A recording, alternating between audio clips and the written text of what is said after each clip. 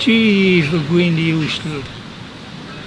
I am here again at the bust in Sandymount Green, where we are preparing a virtual video to mark the celebration of Yeats' Day on the 13th of June, where he was born in 1865. As well as welcoming everybody here, I will read the first poem, written by Yeats to commemorate the War of Independence, which ended in July 2021. I read one verse. Now days are dragon-ridden, the nightmare rides upon sleep.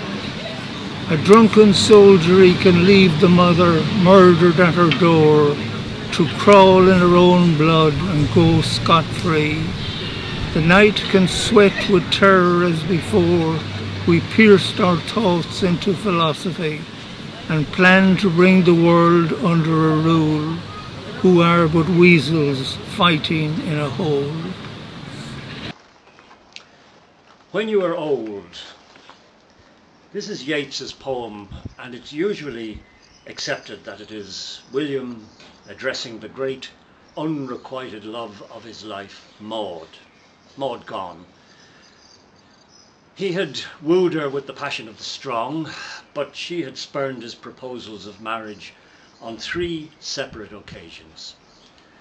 While many men loved her for her beauty and grace, William was the one who could have and would have loved her completely into her old age and decrepitude. And maybe when that day comes, he implies, she will regret that she turned him away. When you are old and grey and full of sleep and nodding by the fire, take down this book and slowly read and dream of the soft look your eyes once had and of their shadows deep. How many loved your moments of glad grace and loved your beauty with love, false or true. But one man loved the pilgrim soul in you and loved the sorrows of your changing face. And bending down beside the glowing bars, murmur a little sadly how love fled and paced upon the mountains overhead and hid his face amid a crowd of stars. Sally Gardens by W.B. Yeats. Down by the Sally Gardens my love and I did meet. She passed the Sally Gardens with little snow white feet. She bid me take love easy as the leaves grow on the tree. But I, being young and foolish, with her did not agree.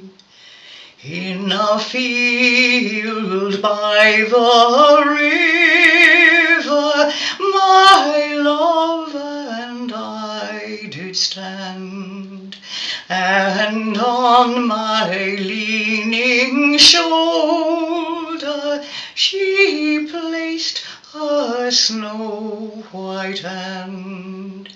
She bid me take life easy as the grass grows on the weirs. But I was young and foolish, and now am full of tears. Broken dreams. There is grey in your hair. Young men no longer suddenly catch their breath when you are passing, but maybe some old gaffer mutters a blessing, because it was your prayer recovered him upon the bed of death. For your soul's sake, that all heart's-ache have known, and given to others all heart's-ache, for meagre girlhood's putting on burdensome beauty. For your soul's sake, heaven has put away the stroke of her doom, so great her portion in that peace you make by merely walking in a room. Your beauty can but leave among us vague memories, nothing but memories. A young man, when the old men are done talking, will say to an old man, "Tell us of that lady the poet, stubborn with his passion, sang us, when age might well have chilled his blood." Vague memories, nothing but memories. But in the grave, all shall be renewed. The certainty that I shall see that lady, leaning or standing or walking in the first loveliness of womanhood, and with the fervour of my youthful eyes, has set me muttering like a fool. You are more beautiful than anyone, and yet your body had a flaw. Your small hands were not beautiful, and I am afraid that you will run and paddle to the wrist in that mysterious, always brimming lake, where those that have obeyed the holy law paddle and are perfect. Leave unchanged the hands that I have kissed for old sake's sake. The last stroke of midnight dies. All day in the one chair, from dream to dream and rhyme to rhyme, I have ranged in rambling talk with an image of air. Vague memories, nothing but memories. The Cat and the Moon. The cat went here and there, and the moon spun round like a top, and the nearest kin of the moon, the creeping cat, looked up. Black Minaloosh stared at the moon, for, wander and wail as he would, the pure cold light in the sky troubled his animal blood. Minaloosh runs in the grass, lifting his delicate feet. Do you dance, Minaloosh? Do you dance? When two close kindred meet, what better than call a dance? Maybe the moon may learn, tired of that courtly fashion, a new dance turn. Minaloosh creeps through the grass, from moonlit place to place. The sacred moon overhead has taken a new phase. Does Minaloosh know that his pupils will pass from change to change, and that from round to crescent, from crescent to round, they range? Minaloosh creeps through the grass, alone, important and wise, and lifts to the changing moon his changing eyes. Elan Locha Inish Free. I roam me Balbog agus Balomilum Gahinish Free. Talk me Bahan Bergon as Queen is Gilcree. Big Nesra Ponry Gomon, agus Crickogden Bach Mala, agus Quon me an Einer, I compord Machella. Bech Shikanagum Sanihe, Mor Chitin Shikan Gamal. Ik staan nu veel reelt na Maidne, de naast in het hand en Crickog. Ta me aan ihe landig Londer, is me aan lee in een heilshoe gal. Agus van hoone landig hoger, skihaan na glortikan. I Romanisch, maar ik was hem schier Koreasch kunnen lochen, een gladde. Leef hoom bjog isel de lo is die. Nur has me een moor. Nu een kosaan voerlie. Flush me in Ninus Machri. So I'm going to read The Second Coming by W.B. Yeats. Yeats wrote this poem in January 1919 at the height of the Spanish flu epidemic, and his wife George was seriously ill with flu but luckily recovered. The poem was then published in November 1920, and to commemorate this, the Yeats Society Sligo produced this booklet in November last year. I was given a present of it for Christmas by Noel Kavanagh, and I'd like to dedicate my reading to Noel.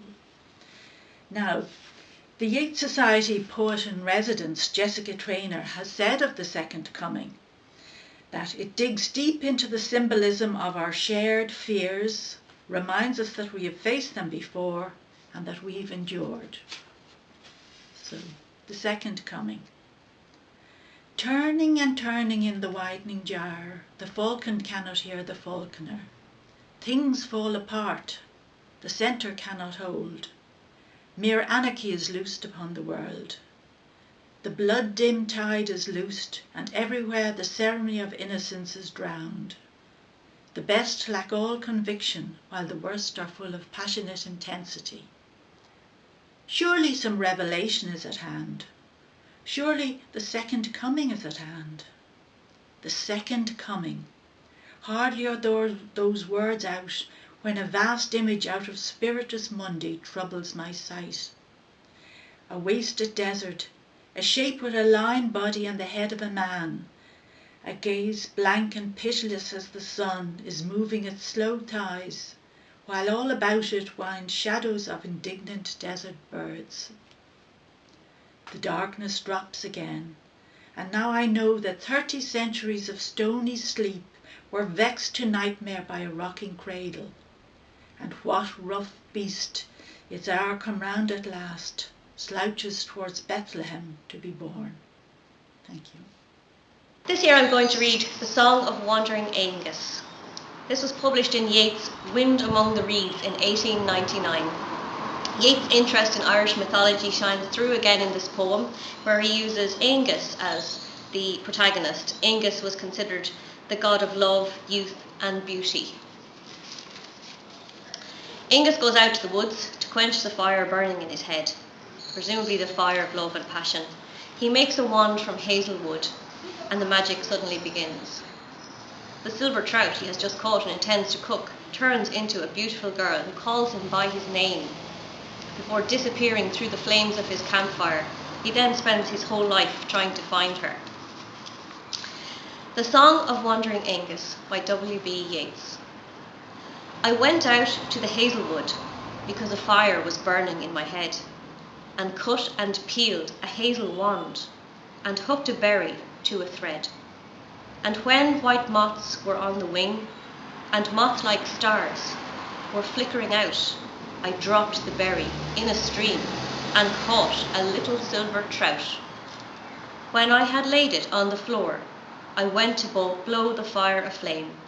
But something rustled on the floor, and someone called me by my name. It had become a glimmering girl with apple blossom in her hair, who called me by my name and ran and faded through the brightening air. Though I am old with wandering through hollow lands and hilly lands, I will find out where she has gone, and kiss her lips and take her hands, and walk among long dappled grass, and pluck till time and times are done, the silver apples of the moon, the golden apples of the sun. The old priest Peter Gilligan was weary night and day, for half his flock were in their beds or under green sods lay. Once while he nodded on his chair at the moth hour of eve, another poor man sent for him, and he began to grieve.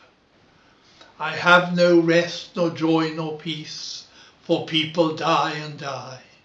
And then cried he, God forgive, my body spake, not I.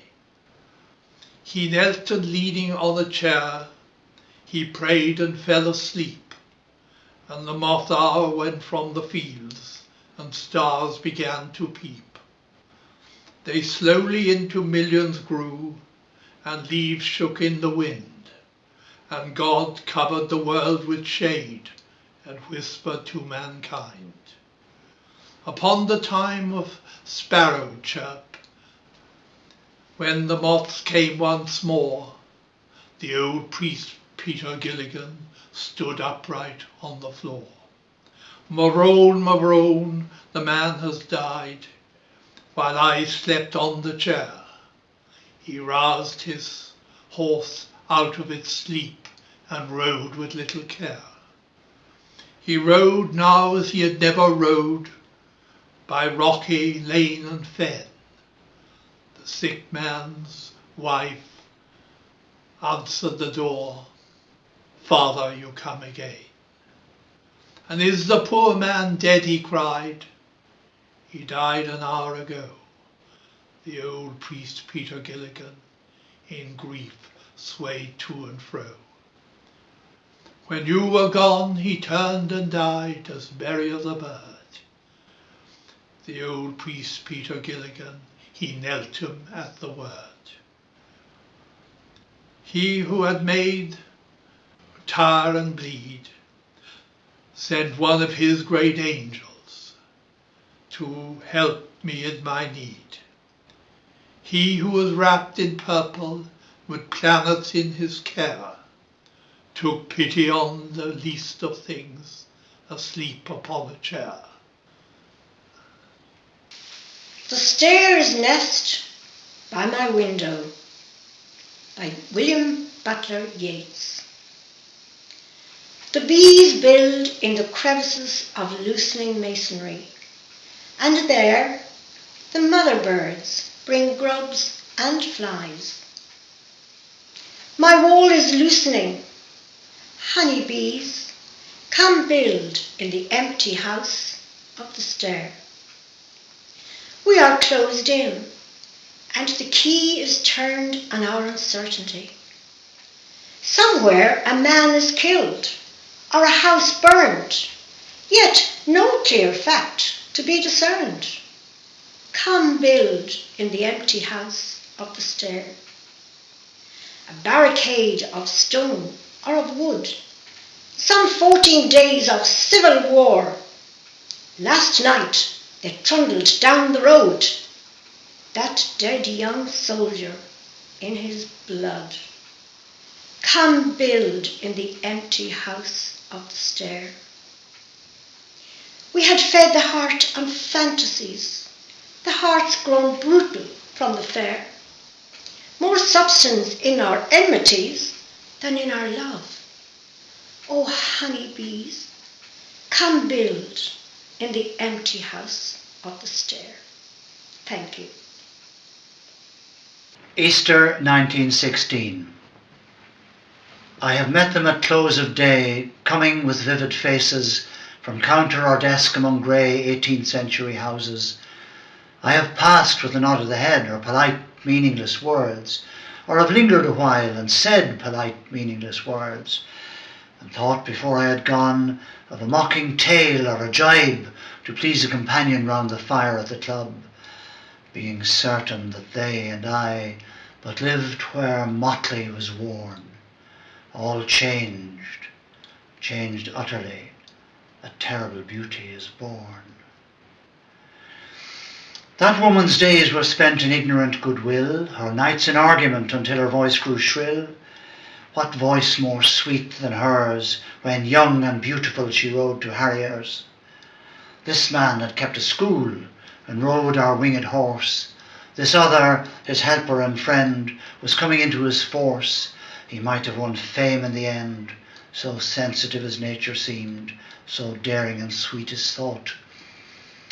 This other man I had named a drunken, vainglorious lout. He had done most bitter wrong to some who are near my heart, yet I number him in my song. He too has resigned his part in this casual comedy. He too has been changed, changed utterly. A terrible beauty is born. Hearts with one purpose alone, through summer and winter seem enchanted to a stone to trouble the living stream. the horse that comes from the road, the rider, the birds that wheel from cloud to tumbling cloud, minute by minute they change. A shadow of cloud in the stream changes minute by minute. A horse hoof slaps on the rim, and the horse plashes within it. The long-legged moorhens dive, and hens to moorcocks call. Minute by minute they live, the stones in the midst of all. Too long a sacrifice can make a stone of the heart. Oh, when may it suffice? That is heaven's part, our part to murmur name upon name, as a mother names her child when sleep at last has come on limbs that had run wild. What is it but nightfall? No, no, not night, but death. And was it needless death after all? For England may keep faith for all that is done and said. We know their dream, enough to know they dreamed and are dead. And what if excess of love bewildered them till they died? I write it out in a verse, MacDonagh and MacBride, and Connolly and Pearse, now and in time to be, wherever green is worn, are changed utterly. A terrible beauty is born. Red Hanrahan's song about Ireland. The old brown thorn tree breaks in two high over common strand, under a bitter black wind that blows from the left hand. Our courage breaks like an old tree in a black wind that dies. But we have hidden in our hearts the flame out of the eyes of Kathleen, the daughter of Houlihan. The wind has bundled up the clouds high over Knocknobay, and thrown the thunder on the stones for all that Maeve can say. Angers that are like noisy clouds have set our hearts a beat, but we have all bent low and low, and kissed the quiet feet of Kathleen, the daughter of Houlihan. The yellow pool has overflowed high up on Cloonabear, for the wet winds are blowing out of the clinging air. Like heavy flooded waters our bodies and our blood, but purer than the tall candle before the holy rood is Kathleen, the daughter of Houlihan. George Orwell on W.B. Yeats. The subject matter and imagery of a book can be explained in sociological terms, but its texture seemingly cannot. One knows, for instance, that a socialist would not write like Chesterton, or a Tory imperialist like Bernard Shaw, though how one knows is not easy to say. In the case of Yeats, there must be some kind of connection between his wayward, even tortured style of writing and his rather sinister vision of life. Mr. Menon is chiefly concerned with esoteric philosophy underlying Yeats's work, but the quotations which are scattered all through his interesting book serve to remind one how artificial Yeats's manner of writing was.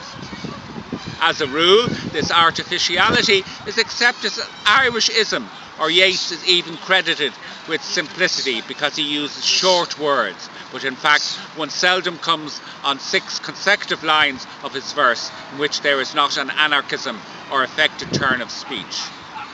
The unnecessary, that imports a feeling of affection and some tendency, is present on all but Yeats's best passages. Yeats is an exception to the rule that poets do not use poetical language.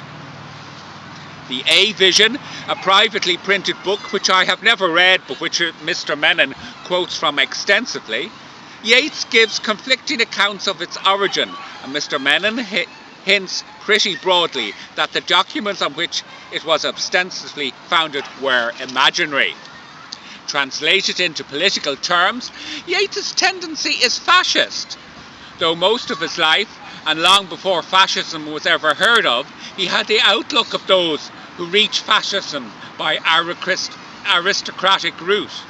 He is a great hater of democracy, of the modern world, science, machinery, the concept of progress, above all, of the idea of human equality.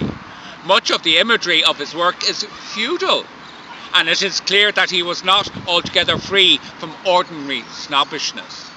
How do Yeats's political ideas link up with his learning towards occultism? It is not clear at first glance what hatred of democracy and a tendency to believe in crystal gazing should go together. Yeats is by no means alone in this outlook. No doubt Yeats wavered in his beliefs and held at different times many different opinions, some enlightened, some not. Mr. Menon repeats for him Eliot's claim that he had the longest period of development of any poet who has ever lived. Beautiful words, by implication profoundly obscurantist and reactionary, for it is really true that a village idiot as such is wiser than a philosopher.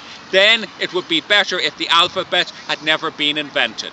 Of course, all praise of the past is partly sentimental because we do not live in the past.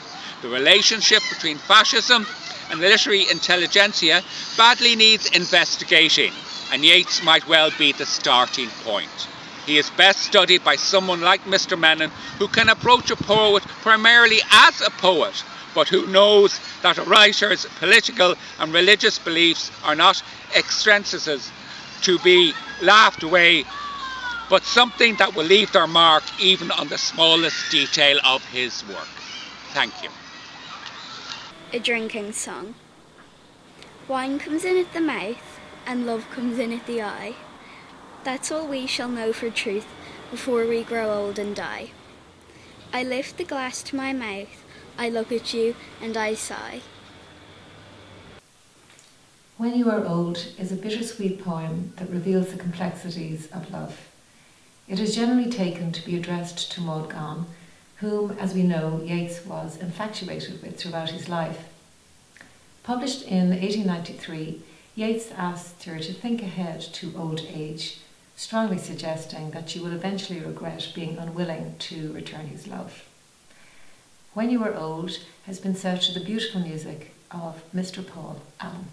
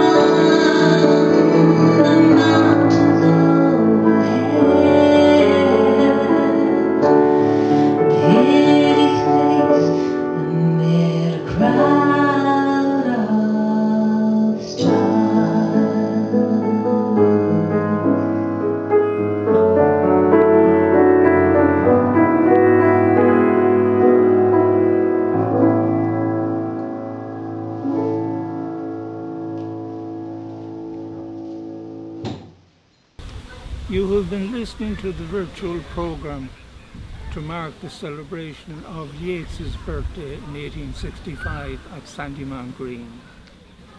First to read was Tony Jordan from 1919. Rodney Devitt read When You Were Old and Grey. Linus Casson sang The Sally Gardens. Joe Lynch recited Broken Dreams. Alison Gavin recited The Cat and the Moon. Maurice Curran read Ilan Raha Inish Free. Margaret Pickup read The Second Coming. Miriam McAvoy, Song of Wandering Angus. Charles Lycett, The Old Priest Peter Gilligan. Joe Lynch recited Easter 1916. Claire McVanney read The Stairs Nest by My Window. Linus Casson read Hanrahan's Song. Patrick Hugh Lynch read George Orwell and W.B. Yeats. Louise Burke read, or sang rather, When You Were Old and Grey, and a surprise guest appearance by Lily Morden, who recited A Drinking Song.